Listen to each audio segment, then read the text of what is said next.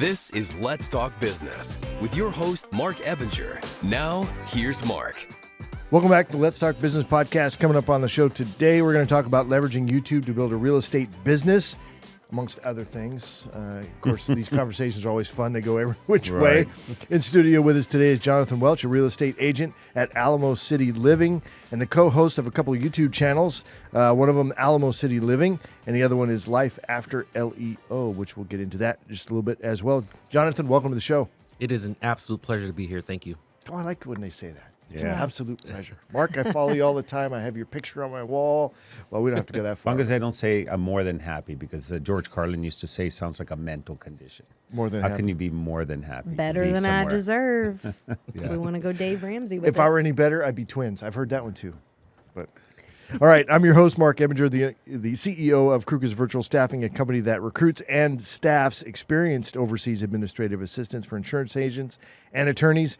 So if you're curious about the most common tasks that virtual assistants are doing for businesses, head over to our website at krugers.com and grab a list of the top 20 tasks that VAs are doing for businesses like yours. Link is in the podcast description. And I am Heather Boehme, a certified business coach and owner of Onset Professional Development, where we take business owners who cannot take time off because they're constantly getting phone calls and handling fires in their business.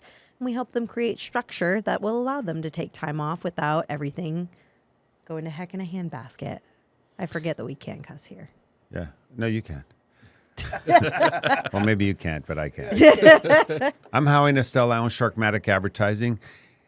I explain Sharkmatic as a cool ad agency serious about big results. We don't take ourselves seriously, but we take our work very seriously. For the last 30 years, we've helped 1,500 clients create branding, websites, search engine optimization, everything that helps them grow their business and their influence online and help to get more bites at the apple. So more prospects, more pitch opportunities equals more business. Yeah, and let's dig into that just for a second, Howie. So we were at an event on Saturday, and you were talking about a story. And this is one of the reasons why it's so easy for me to recommend you and really promote you, because it's fun to promote you, I think, as the person that should be doing the website and SEO for folks. In a situation where another company had captured that person's domain and were reluctant to release it after 3 years of service, and that person wanted to move on from them. But they were like, no, they're holding on and they're reluctant to release it. That's not how you do business. It's not how we do business. We want people to stay with us because we're getting results for them, not because we have them tied into a contract. And so this other ad agency, a local San Antonio ad agency, had this client who has two separate businesses. Both of them pay this agency, have been paying them for 3 years. The reason why they're leaving is because 2 years ago, a year and a half ago, they said, we're not getting results.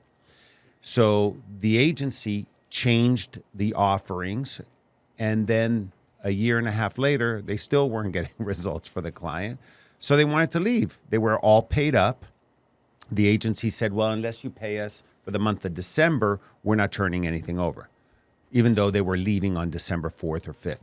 So they paid it, and then the agency still didn't want to give it to them. So she asked me if I could call them. I said, I can call them, but if they're not giving them to you, who's paying them, they're certainly not going to give them to a competitor. So I said, however, why don't you just do a little review, put it on Google. That'll do it. And just mention that you've been paying them for 3 years for two companies. You can maybe even mention the amount if you want. And then give them a 1-star review, screenshot it, and text it to them. And say, I'd be willing to take it down if you give me everything that I own. And so it took 3 hours, the whole ordeal, the whole negotiation, right? Homicide investigation, negotiation with a shooter, active shooter. But we, the guy turned over all the goods. And so we got it, and we, immediately locked him out. And then she took down the review, and that was it. And she's like, oh, why are people like that? What if we decide to leave Sharkmatic? I go, I'll give you everything. Signed, sealed, delivered. I'll upload it for you to a new hosting, whatever you want. I want you to stay with me because we're getting results. If we're not getting results, I want you to go somewhere else. Yeah. So that's That's the big reason right there. Is this, You can find all that out at sharkmatic.com. Yeah, you said earlier. or Say your It's in the website. or you can go to satalkradio.com and That's watch some of Howie's expertise there. All right, speaking of which, a quick reminder to follow the Let's Talk Business podcast on all major podcast platforms and social media where you can catch video versions of the show anytime. You can get to everything easily from our website at satalkradio.com. All right, Jonathan, excited to chat with you, former SAPD, same as myself. Likewise. Yeah, so let's get into your background a little bit, but of course, I definitely want to start there in the whole. I had a couple of people. So I was a sergeant for like 16 years, right? And we had a couple of guys that left, and they just went on to the next thing. And I always admired that because there's this big hook called the pension, and it holds you, right? It's this shiny object. It's this promise of whatever that I never truly believed too much in that whole promise anyway, because everything is subject to bigger government reaching in and taking and shredding your pension or whatever can happen. So I always had my doubts about that. But I always respected when people decided, hey, I want to move on to something else. So tell me a little bit about your background. Give us that story on your decision to leave the SAPD as well, but also kind of what you were doing with SAPD. So I'm prior military as well. So before I joined San Antonio Police Department, I did 8.5 years in the Navy, and I did a few years in the Army Reserve. So I've got some background there. I was on SAPD for just about 13 years, and I loved it. My desire was to retire like everyone, and like you said, you've got this pension hanging over you, and it's a good pension, and so that was my plan. But like most police officers, I was constantly working off-duty jobs, trying to make that extra buck, either trying to get out of debt or get myself back into debt, right? Because I can make more money to buy more things, like most officers. And so I was working a lot of off-duty jobs. At the time I was on bike patrol downtown. I had 3 days off, and 2 of those days off I was working an off-duty job. And my best year in overtime that I had ever done was like $16,000, but I just about killed myself to do it. And it was horrible. And so I was constantly gone, and it was taking a toll. So I was looking for another way to have more time at home, but make extra money. And so there were a couple guys on the department that were doing real estate, and I just happened to bump into a couple of them. One of them was my classmate who was doing pretty well. So I picked his brain, and he said, yeah, I do pretty well in real estate part-time. He says my best year was about $50K. And for me, I was like, $50K? Like, how do you do that? How do you do that part-time? And so that's where the idea started to come. And then the BLM riots happened, right? George Floyd and all that was going down. And I was downtown during that whole incident. And I thought to myself, after that incident, I said, I need to be home more. My wife was worried about me, and things just started to, everything starts to change. You start to look at things differently. And so I really started to look at real estate. I ended up getting my license. And really the rest is history. And we can get into that. But just started doing real estate part-time. It took off. Found some success. And then the next thought was, man, what if I did this full-time? How much more could I do? And it just kind of snowballed from there. And your approach to real estate's interesting too, because you go really more on the buyer side, and YouTube is an approach to that. So what was the genesis of the YouTube side of it? Yeah, so we really decided to niche down to buyers. It started because prior to getting into real estate, I had a separate YouTube channel already. A couple of years before, I had started a YouTube channel because I was documenting my journey learning Spanish. I was teaching myself Spanish. I was obsessed with it, and so I was just documenting it, recording videos, talking about the resources I was using, this sort of thing. Not a very large YouTube channel, but I gained experience just with equipment and how to edit and things like that. So I just understood YouTube. I understood a little bit about the algorithm and how people find your content, and how it can just kind of grow your brand organically. And so when I decided to do real estate, I knew that I did not want to do the traditional real estate tactics. One, I was still working full-time on the department, so I didn't have time to go door knock and that sort of thing. And I didn't want to spend thousands of dollars on flyers and mailers and that sort of thing. I was trying to make money, not spend it. And so I just decided, hey, YouTube just seems like a logical avenue for me. And Free, high influence. Exactly. Second most search engine in the world after Google. That's right. That's right. Owned by Google. So, you rank on YouTube. A lot of times you rank on the first page of Google. So we just decided to go that route. When I got my real estate license, the brokerage EXP at the time, there were some great guys over there who I just kind of went in under their downline, what we call it. And they were doing YouTube at a really, really high level. They were doing, even now, they're doing really, really well with YouTube. So they were kind of our mentors in showing us the type of videos we need to create, and, how to really dial in our thumbnails, all the YouTube stuff. And we found success right away. Right away. So when you say right away, because I feel like people kind of give up on social media so quickly because there is no instant gratification. What was the timeline between you guys really getting it up and running and you seeing results from it? So at the time when I started, I was a solo agent. I did not have the business partner who I have now, Trevor Yonitz. I was doing it all by myself. And so from the time I posted my first video, I think I had a phone call within 10 days. I had a phone call.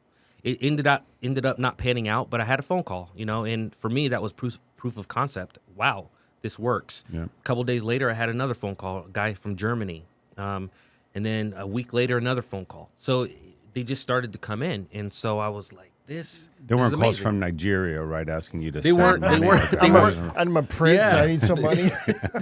they didn't send me money and say they needed Okay. it back or Got anything it, like that. okay. Yeah, it was great. So one of the things I'm always curious about, because you know how I use this example a lot, comedians, right? They go out and people are like, oh, you're a comedian. Tell me a joke. Yeah. And they're like, I don't know what to Yeah. say to you Say right something now, funny. right? And that's kind of how YouTube and videos are for me. I'm like, I got a lot to say, but the minute I have to actually plan it out, my mind goes blank. So how do you find the ideas and then get the concepts that you post? So Rory Vaden, who wrote a really good book called Take the Stairs, and he's a really great speaker, he said that you are best positioned to serve the person that you once were. And so I took that on board right away. And I think that way even to this day, whenever we're thinking about a video, I think about who my target audience is. And really my target audience is who I was. I'm not from San Antonio. I'm a veteran, prior law enforcement. I have 4 kids. I've been married 17 years. These are all things that people can relate to. And so instead of trying to figure out what is it that everybody wants to know or wants to hear, I speak to me. I speak to the guy who's moving here from San Antonio, who's married, who has kids, possibly getting out of the military, and what is it that he wants to know for his family? What schools are best? What neighborhoods are safe? How far is his commute going to be to where he's working now? These sort of things. So this is what I speak to, and when you think of it like that, it just becomes a lot easier to come up with content. Do you do a lot of content out, like in the neighborhood? Like if you're going to talk about a neighborhood, do you visit the neighborhood, walk around, or are you doing some other way of maybe more efficient? I like the on-site type stuff, right? Like if you're going to talk about, if you're going to live in a downtown area, this is some great restaurants doing a walk around kind of thing. How are you approaching your content? We do a little of both. So we do talking head style videos where we're just in front of a camera and we're just giving information because that's important as people are doing their research. But we do also get out and we do a lot of home tours. So we do talk about neighborhoods and we get into some houses and we walk around and show people what these homes look like. And, we kind of give our spin on it, what we like about the house, what we don't. How this would serve our family, how it might serve yours, that sort of thing. Are there rules on doing a like if somebody's house is for sale, it's not a new home model, but it's an actual home that somebody is maybe still occupying. Are there rules about doing some kind of video walk through the house? There are. So you're going to want to get permission from the listing agent who they're going to ask their client if that's okay. Oftentimes, they can be a little bit reluctant to do that, especially if they don't know who you are. I think once you kind of establish a brand, which we've been able to do, We're not the biggest YouTube channel by any means, but we've able to establish ourselves on YouTube so people can look us up and then they can see what our content entails, and then they'll give us that go ahead. Yes, please market our home. Well, what about like valuables? Like, you avoiding like, there's a 'cause big you're old pile showing of them. jewelry over here or something So, like yeah, which will, after he answers that, it leads me to my question about you guys both being ex-law enforcement, if that ties in. But go ahead and answer Mark's To question. be honest with you, we honestly try to stay away from occupied homes. Okay. We really do. Here's a jet ski. They leave the keys in it. There's a Harley. This is where the key goes. Have It's I- right here. Have I told you my story from being in real estate? So I was in real estate for a while, but I had a showing agent, and she was amazing. And we were showing a active military young guy, and she went into a house to show him, and I guess the seller had forgotten that we were going that day. She looks on her Ring alarm, sees somebody accessing a house, calls the police. It was like in the middle of all the BLM stuff. So thank goodness he had military experience, but they got like rolled up on hard. And luckily, her husband's a cop, and he had military experience, so they were both very calm.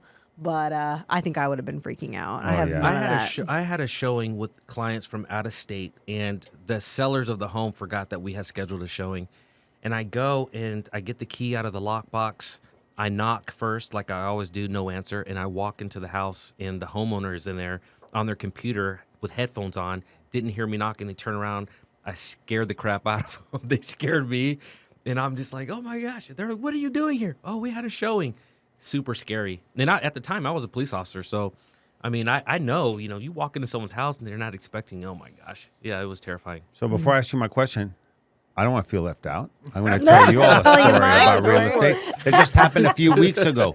So I have a house flipping business called Skill Set Homes. You can find it at skillsethomes.com. Thank you for the permission, skillsethomes.com. Thank you for the permission to give out our websites. You bet. And I have 3 partners, and one of them is not only is he the GC, he's a GC in his business world, but he's a partner of ours. He also is a champion in jiu-jitsu. So Really? yeah, Jaime? no, not Jaime, dude. Who are we talking about? I'd be Vaughn. listening to this. Do I know him? You have not met him. Well, Very you quiet, introduced me, yeah. but it's the quiet ones you got to watch Oh out yeah, for. hey, jiu-jitsu, they don't. Oh, They're not my. showboats. Oh no, and they've traveled to Brazil. They were in Hawaii. It's like, they know their stuff. Anyway, so he goes to a house that we're closing on, and we're getting it from a wholesaler. And the wholesaler, I don't know if he disclosed or didn't disclose that the previous owner occupants were not too happy to have lost the house. And so that guy shows up and he goes, nobody's getting in my house. And it starts causing a huge scene. I mean, almost like a fight. Like this guy even threatened other kinds of gun violence and all that stuff. Cops were called, all that stuff. And, so yeah, it happens. Welcome to the real I estate. thought you were world. going to tell me that Vaughn turned him into a pretzel or something. No. The best fight you have is the one that you avoid. Well, if So- you have martial arts training, you can get sued for causing undue damage. Huh? Like it's threat with a deadly Well, you weapon. can get sued for causing undue damage even if you're not a there's martial a artist. case right now in New York, I think on the subway, Yeah, where yeah. a guy with a chokehold thing, and it's Did he kill the guy?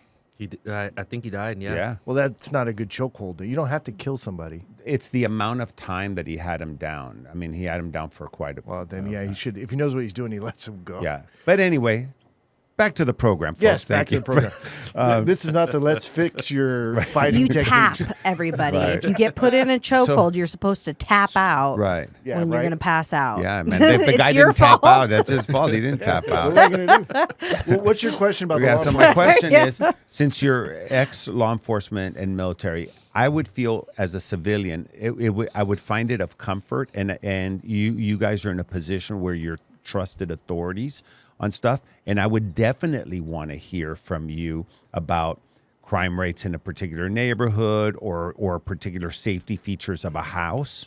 That you want it brick versus siding so you can't make a hole in it, whatever, But I mean, do you leverage that at all? And do you guys talk about that on your YouTube channel? You have to be a little bit careful with that because there are fair housing laws and things like that where you have to be careful with what you say, especially when it comes to crime in neighborhoods, because you can't steer people to or away from a particular neighborhood. right? Okay. So when it comes to crime, you can't necessarily name a neighborhood and things like this. But what we do is provide resources so people can look up the crime stats in a particular area. Now, there are ways that you can tell people, this neighborhood might not be. You might want to drive by that street before we this go on a neighborhood showing. based on what you're telling me that your family wants, this neighborhood might not fit their needs. However, here are a couple homes that are for sale in that neighborhood. I'll let you drive by and give me some feedback. Yeah. And Yeah, I'll just I'll don't wait go over here. after dark. I don't show the homes in these neighborhoods, right. but you There's can a drive by specific them. area that Yeah. I won't Yeah. personally show homes in Right. at any given time of day. Yeah. Well, interesting. So there are guidelines to that. Now, do people find you more reliable or respectable because you're ex-military and you're marketing to ex-military people? You know what I mean? Is there an automatic connection? I mean, you're always, I like to call it street cred. You're always going to have some street cred, right? When you have certain background in things. So being prior law enforcement, prior military, you're going to have some credibility. And yeah, that definitely. Do you put that anywhere on your website? I think it is on our website. Yeah. I think it is veteran owned. But we talk about it a lot in our videos. And I would say 90% of the people we helped just this last year had some connection to the military, whether they were active duty, veteran, or a family member. And I think that was a big reason why they called us. So let me just build on that a little Yeah. bit. A couple of things I'm doing. I'm getting photo shoots done, right? So if you're following me on Facebook, it's easy to see. I've got my cover photo is me in front of a spot of mission with a patrol car behind me in a suit. Mm-hmm. It's meant to really symbolize a transition between being a cop and being an entrepreneur, right? Another one that I'm having done is me in front of an F-16, because that's going to highlight, in a cool way, that I was in the military as well. So just things like that can be kind of cool to say it. It's like, tell me you're in the military or tell me you're a first responder without telling me you're a first responder. Well, what about referrals? Do you guys, both of you ex-military, ex-law enforcement, do you guys get referrals from people that you've either done business with or that just know of your service past and want to refer people to you because of that? Absolutely. Yeah. So we're definitely starting to get a lot more referrals. I mean, I've been licensed now for 3 years. So, your first year or two, you're not getting a lot of referrals.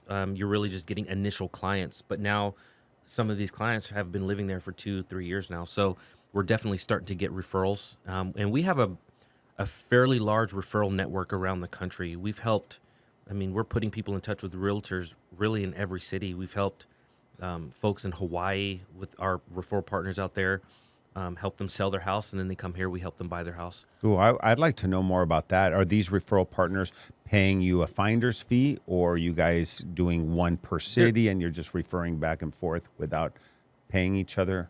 There is a referral fee that goes back and forth. Okay. Yeah, it's a good reason to be licensed. It's a good stuff, man. Building a network. I have kind of a different question because I am someone who's been in real estate, and also the real estate statistics are always out there, right? 80% of agents leave real estate in the first 2 years because it's harder than it looks. Yada, yada. 80% do 20% of the business, right? And 20% do 20% 80% do 80% of the business. of the business. Yeah. So 80% of new licensed agents quit in the first 2 years. It's Is it harder really than that it looks. high? Yes. Wow. It's I knew it was wild. high. I didn't This know it was last that year, high. 2024, tens of even thousands. more. And that's the thing. I think many it's left. because, real estate is very attractive. You can make a lot of money, and most people get into it because of that. That's why I got into real estate. I wanted to make a lot of money and have no boss. Yeah, I'm going to go into real estate, right? So a lot of people enter with that mindset and not I'm going to start a business mindset until they get in past that 2 years and they've done it long enough to be successful. And they start seeing this as their business. And you're in that stage. It's no longer, this is my side hustle. Right. I'm going to make an extra $50K a year. You're now full-time agent. So where do you see the company growing from here? What are the long-term goals for your company? Really, over the next 3 to 5 years, we're going to continue to lean into and leverage YouTube as our main source of bringing in inbound leads. That's a lead source that, unless something just happens to YouTube and it disappears, that's going to be around for a while, but there's no indication that that's going to happen. So just continuing to grow the brand through YouTube. Right now we have a little over 2,800 subscribers, which, like I said, it's not the largest channel. You said 2,800? 2,800. Yeah. And let me tell you, that is substantially enough to do a lot of business. It is. I've had clients that do very good business with 1,500 followers on a particular social media channel, because you want 1,500, 2,800 of the right audience versus 28,000 of the wrong audience. I think I told you in our Zoom, I have a friend, she lives in Dubai. She's an agent, and she has 6,000 subscribers on YouTube, but she does over $500,000 a year in gross commission income. Amazing. That's not like sales. That's just income Yeah. by herself. And 90% of it comes from YouTube. That's amazing. And she's a real estate agent? She's a real estate agent. Yeah, but that's selling one apartment in Dubai. Well, it's not one apartment. She made one sale. Yeah, Well, that's not bad. I mean, that's Yeah, that's I'm, still, okay, but I'm like- jealous. I'm not. yeah, Her YouTube's average great. commission, I think, are like $30K. So Yeah. yeah, Wow. but she does Pretty a good. lot. Well, Aiden, we were over at his house. He's doing $1 million a month in sales.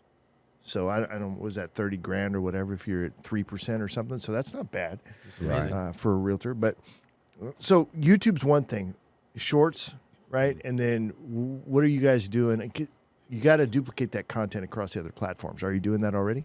So we are just now getting into Instagram. Instagram is a great one, but you only have so much bandwidth, right? And so you can't do it all at the same time at the highest level.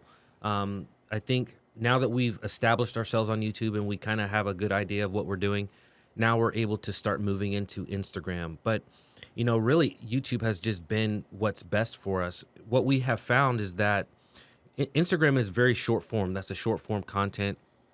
And you have to constantly feed it, right? You post something today and it's gone tomorrow when it comes to a story, and your reels just get buried as you continue to put stuff in there. People aren't. Yeah, but it's still really a going landing down. platform. When people do their due diligence and they check you out, if they're spending most of their time on Instagram, then they're going to go check you out on Instagram and see how you're doing Well, there. what we found is that people find us on YouTube and then they verify us on Instagram. So it is necessary to have a good Instagram presence, so they can see that you're actually real and you're doing what you're talking about on your But what YouTube makes channels. you real if you're on Instagram? I mean, if you're on YouTube, No, it you're makes not you real. relevant. So if you got current material or current content that you're putting out, it means you're relevant, and that's what really you're establishing is relevancy. See, But- I would take it a couple steps further and then go and look to see if you guys have reviews from real people that have actually purchased a home from you or that you've helped them sell their home versus verifying from one platform to the other. I'm not saying I'm not No, disputing but that's it. I'm real glad estate you do it. 101. I mean, you've got your reviews probably on Zillow and all that We've kind got of stuff, right? we've got our reviews on our website.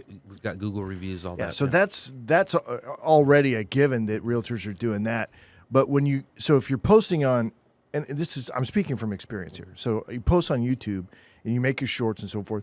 That content's easily transferable over to Instagram, which is also transferable to Facebook, which is also transferable to TikTok, right? So you're covering all of those. We don't do a lot of YouTube shorts. Most of our content is all long form content. Right, but you Yeah. can pull, like we do on this show, you pull right. the short form content from the long form content and use a program called Descript. You just put your video in there and then you can make your shorts from that. You can even Right. tell AI to give you that starting point.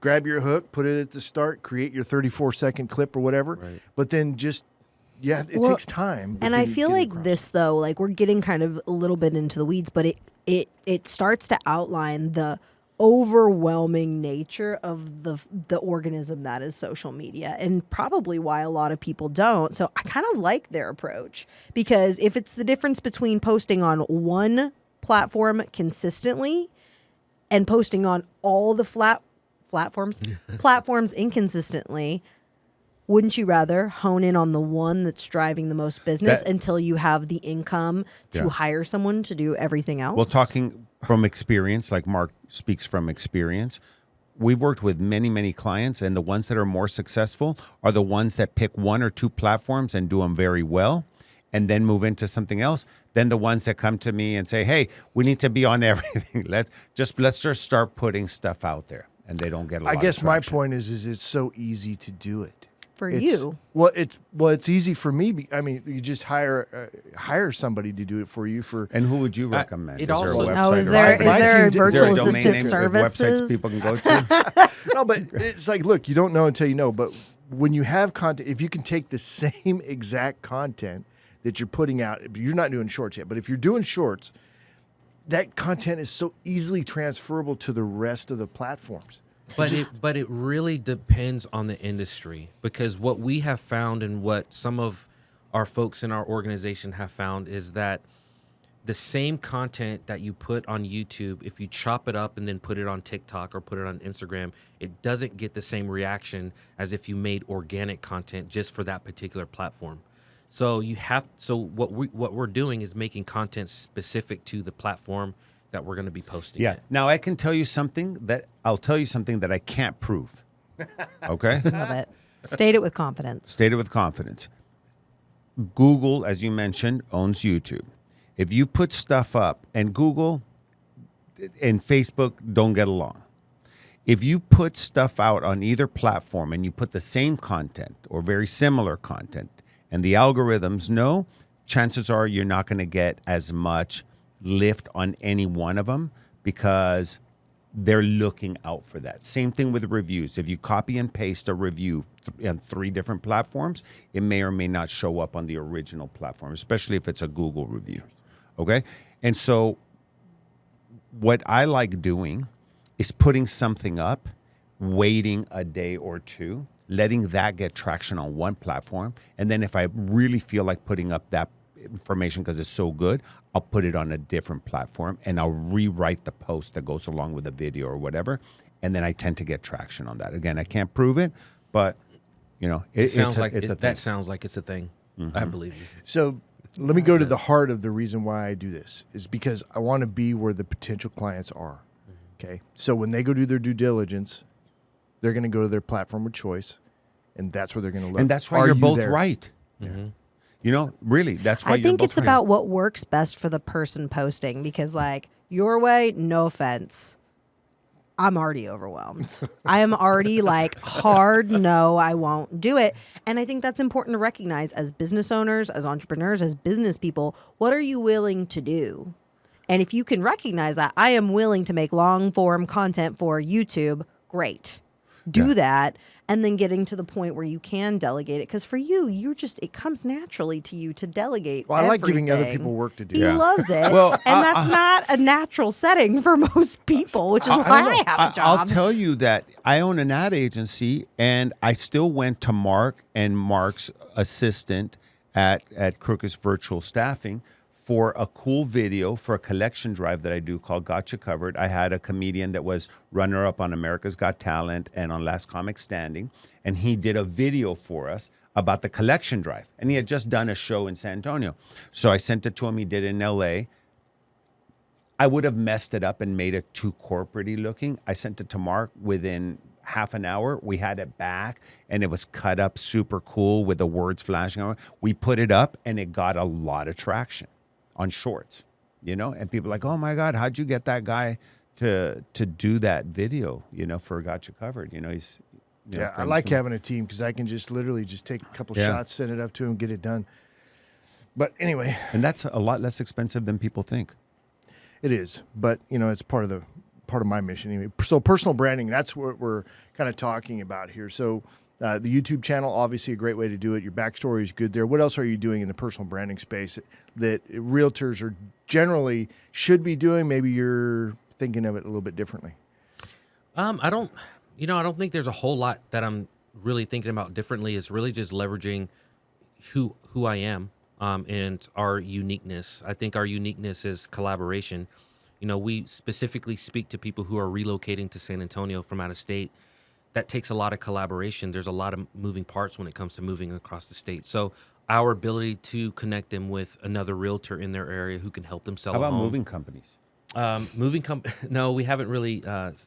Making a video about them and not who bad moving companies are, but who good moving companies are that can move you in. And That's collaboration. That's Yep. a good idea. Yeah. We've got a good one we can recommend to you. Yeah. Got a few. Well, of we have local ones, but if you have out-of-state movers, and then if We're always looking for good resources like that. If somehow you can leverage their social media, because people who are searching movers are moving to San Antonio, and you can tap into their keywords or their hashtags or whatever, the next thing you know, your show's going to come on. And if they happen to be moving to San Antonio, you're going to get a call. So I think like kind of what all of these questions are wrapping around is like, what's the strategic plan?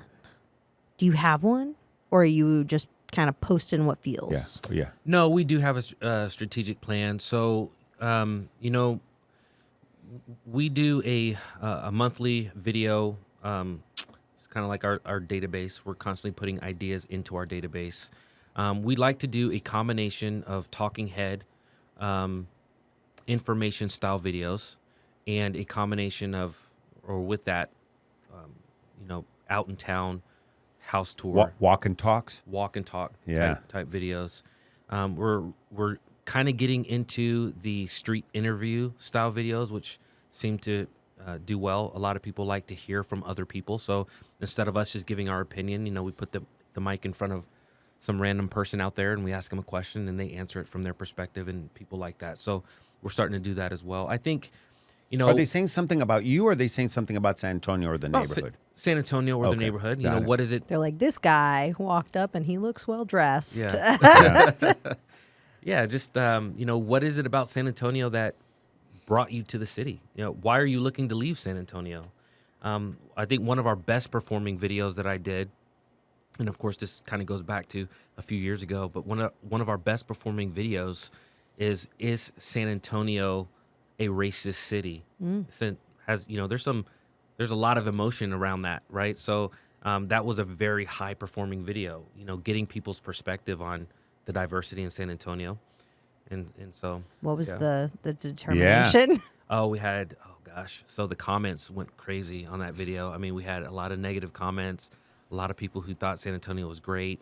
And, our job is just to create the conversation, well, speaking of which, so I felt like San Antonio is a great place to be a cop when it comes to the racial component, because I didn't really experience a whole lot of that. I feel we're meshed pretty well. We don't have a whole lot of those problems. But what was your experience as law enforcement experience, in your perspective, in your opinion, about the racial tension here in San Antonio, again, from a street cop's perspective?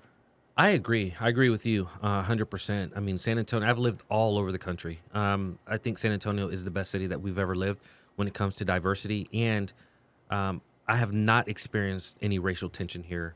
Now, being a black police officer, especially a black police officer who's conservative, which I am, you tend to get a lot of you tend to get a lot of pushback from people when you're in uniform.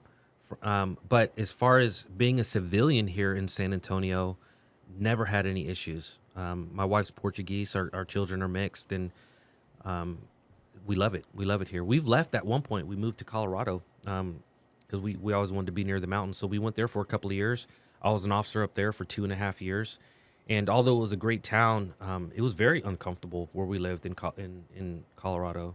And so one of our biggest reasons for leaving was to come back, because we felt so comfortable here, especially having mixed children and being Let me add to that a little bit. I'm Jewish, and there's a lot of anti-Semitism going on across the country, and have been for the last year.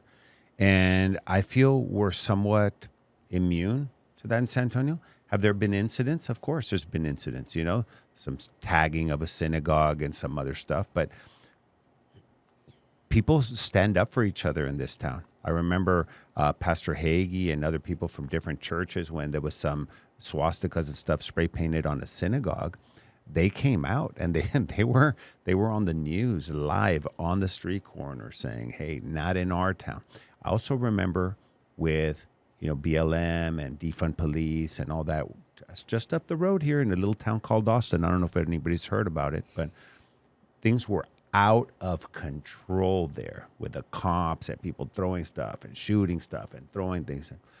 we boarded up some things here in San Antonio, but business owners came out and they were like, we're not having any of that stuff And going on here. I think they really tried to bring that element down to San Antonio, but it just didn't stick. Right. And I think you're right. It's just because we just don't have those issues here for the most part. Of course, you're going to have incidents, but for the most part, San Antonio is just not that type of Yeah, it's city. not I think systemic. it's hard No. to describe the San Antonio vibe because I've also lived in a couple different other cities, and this is by far and away my favorite. But it's just an overall like feeling in San Antonio is like if you plug in, you are more than welcome. Like Anywhere. treat Really? Yeah. others how you want to be treated. yeah. Like that's the just vibe of just San in Antonio. Texas, I've lived in Laredo, San Antonio, Austin, Houston, and Dallas. Okay. In Houston, Dallas, very segregated. You know what I mean? Neighborhoods. And I'm not talking about just black, white, whatever. I'm talking about in Hispanic. I'm talking about Asian. There's neighborhoods and people are just there. And you don't see a lot of mixing going on. You just don't. Yeah, you got to Unless you drive want to to a go totally to a different restaurant. part of town there. if you want like Indian groceries. Like you got to Right. go over there because there's only stores there. No, but here you can eat Middle Eastern food. You can go eat Mediterranean, whatever. And it's just people got along. I remember there was a Chinese restaurant when this anti-Asian rhetoric and things were going on. And they spray painted it, tagged it. They broke the windows. I think it was out Bandera Road or maybe it was closer to SeaWorld. And a lot of business owners and a lot of people came out to support it, neighborhood and that kind of stuff, to say, hey, we're sorry that happened to you. But, you know, this is not what San Antonio is about. I found myself actively championing San Antonio whenever I'm out and about. I'm like, oh, you're moving to Texas? You should think of San Antonio if you're cool, because it's the best place. But if you want to move somewhere that's just like anywhere else, you can go to another city because don't come here. Come here. It's awesome. So as you're growing out your business, what's your plan there? Are you, obviously you're your own realtor, but are you part of this Alamo City Living? Or is that a partnership or is that your own business? Alamo City Living is our LLC, so we get paid through our LLC from our brokerage. When you say our, who do you mean? So my business partner and I, Trevor Yonitz and I, we kind of grew the brand together, started the company together. He was actually my patrol partner on the department as well, so we both were downtown bike patrol. I got into real estate about a year before him, but then he ended up getting licensed. We decided to start working together, and we do everything 50-50. We make our videos, we share expenses, everything. Did he leave too? He ended up leaving as well. So we both resigned last year, September and October of 2023. And what did he do for a year before he became a real estate agent? He was a police officer, so he had... No, I know, but I thought you said he got licensed as an agent a year after you did. Oh, right. So he was just on the department, still just patrol, and I was doing part-time real estate. Yeah. Okay. And so, and what's the growth plan? What are you guys going to do? So again, the growth plan is really just to continue to leverage YouTube to grow our influence and hopefully just continue to bring in clients who are moving here from out of state. We have discussed building a team and growing that way. I'm not sure if that's something I want to do just yet. I do like just not having the responsibility of other people right now, but that is possible in the future. We're also planning on growing our investment side of our business. So I just recently purchased a property, and I know that that's something that we're talking about doing. So we're going to continue to leverage YouTube in that regard as well. As we grow our investment side of the business, we may even just completely step away from residential real estate altogether if that, becomes its own thing. Fix and flip, or are you doing buy and hold, or what are you doing? Buy and hold. Buy and hold. Short term or long term rentals? I like long-term rentals. Long-term rentals are my thing. There's a group of firefighters that has been doing that, and they bring other firefighters in. Do you know Jacob Martinez? I don't. Okay, no. I'll introduce you to him. They put together a seminar the other day. They invited me to go where they teach people about real estate. And I didn't know what I was getting into. And I went to the Firefighters Union Hall. There were 150 people there. So there's a lot of interest. Yeah. I was like, oh, man, you guys can. And they had the speaker was a local guy. I can't remember his name. He does buy and hold. He owns, I want to say, more than 1,000 properties. So what's I guess the goal there is they're bringing all these people in as potential investors, investor partners and what they're doing. Is that correct? Yeah, but they're not selling them anything. They're teaching them how they did it. They take questions and answers. Well, that's how you sell. Servant leadership. how Okay, you well, sell. yes, You yes, teach but them, they don't have teach a them, they build don't a have a course. program. Like I could see Jonathan and his partner having a business teaching people how to leverage YouTube, and as a consulting fee for real estate agents. Because, although Heather's stat was 80%, and I'm sure that one's correct, my unsubstantiated percentage is that 90% or 95% of real estate agents are out of business. They just don't know it yet. They sold 1 or 2 houses. They're trying to get their aunt to pass away sooner so they can list the house, They're like, just don't feed her. You know what I mean? And it's like, hey man, go out and get new clients. But they don't know how to do it. They don't know how to do it. And I guarantee you, these guys put out a video that says, hey, look, $99 a month. We have a YouTube channel, or a Facebook group or whatever, and we get on once a month or That's twice a whole a other month. business. Yeah, it's a whole nother business. But that would be more in line than building a team and then having to, make sure that those people are well fed. See, I just think leads. of everything in building. You do. You have a very Leverage and- linear point of it, but also think about this, Mark. Instead of employees, running a real estate team is like trying to manage a group of baby entrepreneurs. They are entrepreneurs, but they don't act like it. And you got to teach them how to be because they're like, business hey, owners. what- But as soon as they become business owners, they leave. Well, the thing, I left the police department because I wanted to spend more time with my family, more time with my kids, live the life that a lot of people want to do after they retire. I want to do it early. So I don't want to tie myself down to a real estate team and having to train and having to provide resources and leads and all these type of things. I do want to make a lot of money, but I want to make it as passive as possible. Right now, I love providing value to people who, like I said, are like me, who are relocating to San Antonio. That's my passion right now, to provide that value. And at some point, I'd even like to move on from that and really just enjoy life. So, How many houses does a realtor need to sell in a year in order for it to be a viable business, in your opinion? oh gosh, I think the average real estate agent sells like maybe 6 or 7 a year. When I left, I calculated I needed 12 to make 6 figures.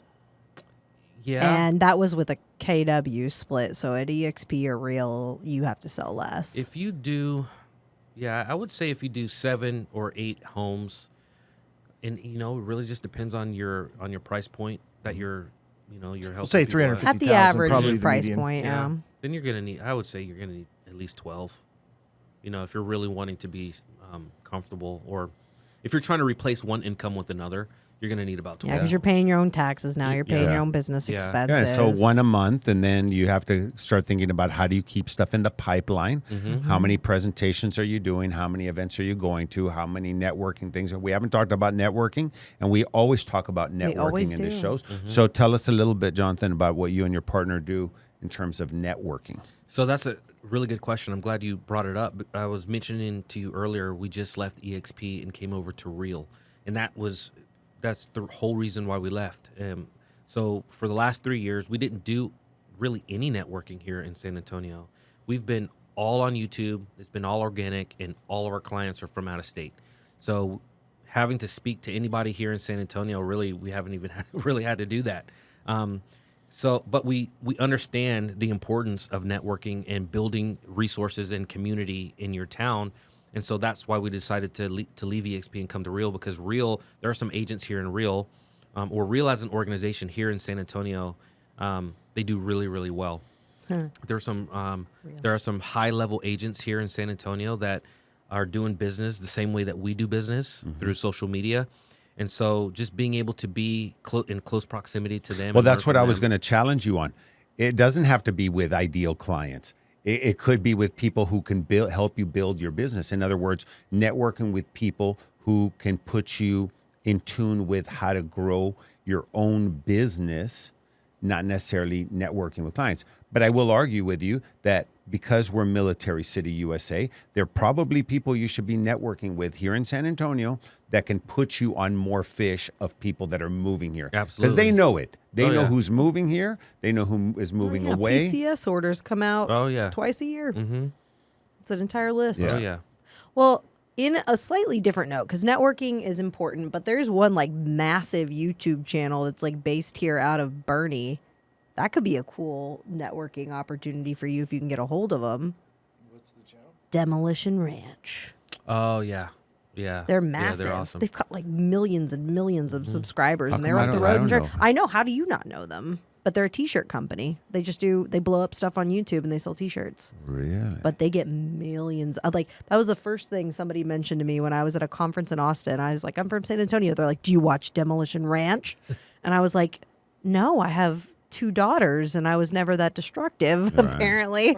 But that would go really well with your demographic, I would imagine. It does. So we've actually done a couple of things with them before. We've gone out to a couple of shoots last year, and it was great. Yeah, we definitely used that, and it helped a lot. So Very they're cool. a huge channel. In fact, there's a lot of prior law enforcement, ex-military guys who have some massive channels here in San Antonio. This is actually a hub for content creators. Yeah, there's That's also interesting. VOSBO, Veteran-Owned Boehme Owners Association or whatever, and they're all veterans, and they're in Boehme, and Boehme is a high-ticket home. So do you do area. collab style stuff like they do on TikTok where they collaborate with the others to cross-pollinate? We haven't done that yet, but that is our 2025 plan.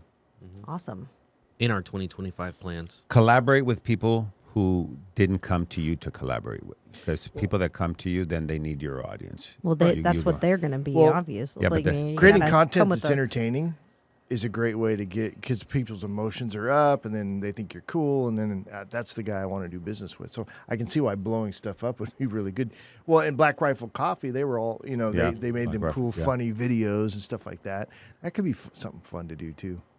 Yeah, some of the mayoral candidates that are city council people are doing attempting humor videos. I saw 2 over the weekend.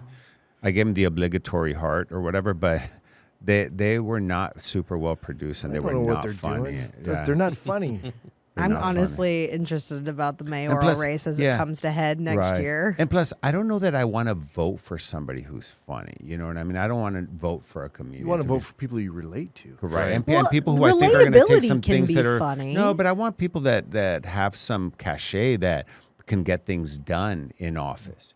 You know? So I don't know. I feel like that's hard to discern. And this is not a political conversation, but like But you're making it one. what Yeah. you say and what you do, I can never tell. So I just kind of check out.